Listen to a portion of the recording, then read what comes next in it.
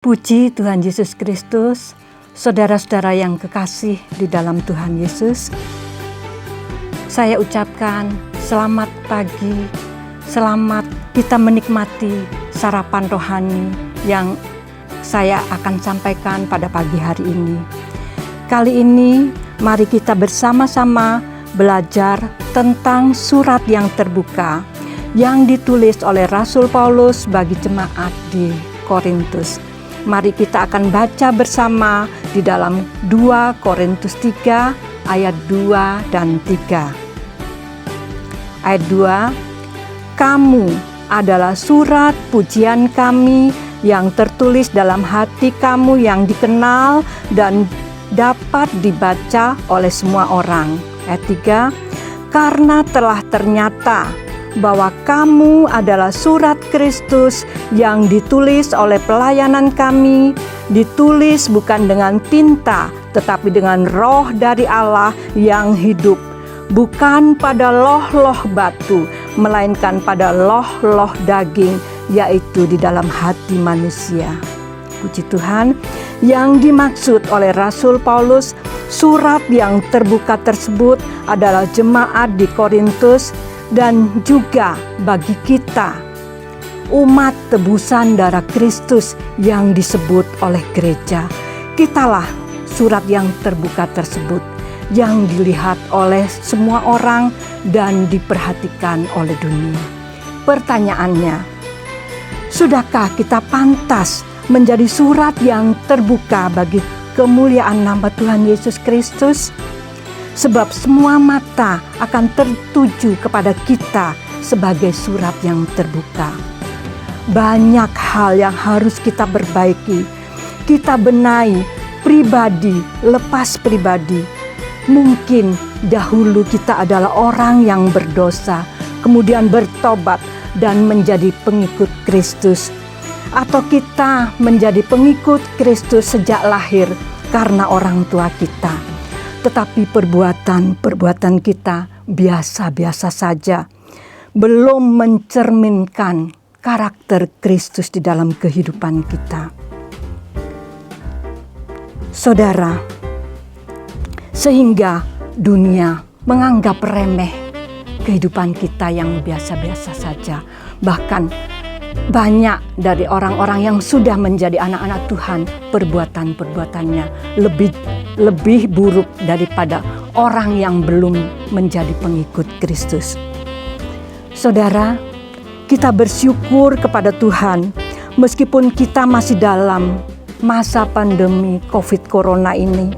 Kita masih dapat menerima makan rohani, baik setiap hari Minggu yang kita dapatkan maupun melalui sarapan rohani setiap pagi, melalui pemuritan ataupun melalui pembacaan Alkitab di rumah.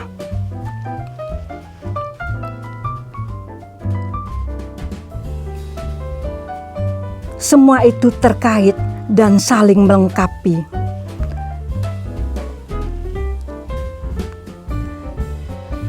Untuk menjadikan pribadi kita diubahkan dari hari ke hari seperti yang tertulis di dalam Kolose 3 ayat 10. Mari kita baca bersama. Dan telah mengenakan manusia baru yang terus-menerus diperbaharui untuk memperoleh pemahaman yang benar menurut gambar kaliknya.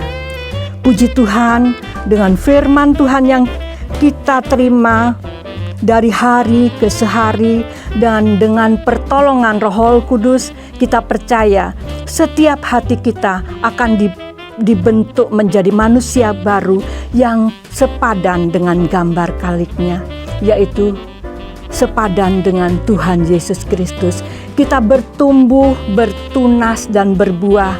Kita akan menjadi memiliki iman yang teguh, tahan menghadapi badai kehidupan, bermetamorfose ke arah yang lebih baik, belajar memiliki kasih seperti kasih Kristus, dan rajin berbuat baik seperti yang diajarkan oleh firman Tuhan, sehingga apa yang tertulis dalam Matius 5 ayat 16, demikian firman Tuhan, Demikian, hendaklah terangmu bercahaya di depan orang, supaya mereka melihat perbuatanmu yang baik dan mempermuliakan Bapamu yang di surga. Juga di dalam Galati 6 ayat yang ke-10, mari kita baca. Karena itu, selama masih ada kesempatan bagi kita, marilah kita berbuat baik kepada semua orang, terutama kepada kawan-kawan kita seiman. Bahkan di dalam Lukas 6 dikatakan, berbuat baiklah kepada musuh-musuh kita dan orang-orang yang membenci kita. Itulah yang Tuhan Yesus perintahkan kepada kita dan harus kita laksanakan. Saudara, saya mempunyai seorang teman yang mempunyai rumah serta halaman yang indah, dengan rumput yang rata, dengan pohon buah-buahan yang berbuah lebat pada musimnya, dan bunga-bunga yang indah. Sehingga tempat saudara kami ini sering dijadikan tempat untuk Paskah bersama anak-anak, sekolah minggu, juga dibuat tempat untuk merayakan Natal wanita, Natal pria bersama-sama beberapa kali. Tempat yang indah. Demikian juga biarlah kehidupan kita boleh menjadi suatu taman yang indah, sehingga dunia suka akan kita, manusia suka akan kita. Terlebih Tuhan berkenan akan kehidupan kita, sehingga kita boleh menjadi surat yang terbuka, yang berkenan kepada Tuhan dan disukai oleh manusia. Saudara-saudaraku, kalau pada bulan ini kita memasuki bulan Desember, di mana kita memperingati Tuhan Yesus datang ke dunia ini. Banyak rumah-rumah kita yang sudah mulai dihias dengan pohon-pohon Natal, dan di tempat kita ini kita melihat dekorasi yang menggambarkan bahwa untuk memperingati Natal pada tahun 2020 ini. Saudara, kita tahu bahwa Tuhan Yesus sudah datang ke dunia 2000 tahun yang lalu, menjadi terang yang membawa damai, yang mendamaikan manusia yang sudah penuh dengan dosa. Dunia yang telah rusak diperdamaikan dengan Allah, dengan Bapa kita di surga. Biarlah kita pun menjadi terang-terang kecil yang menjadi terang pembawa damai bagi umat manusia. Sebagai ayat yang terakhir, mari kita baca bersama di dalam Kolose 3 ayat yang ke-12. Dan segala sesuatu yang kamu lakukan dengan perkataan atau perbuatan, lakukanlah semua itu di dalam nama Tuhan Yesus sambil mengucap syukur oleh Dia kepada Allah Bapa kita. Amin.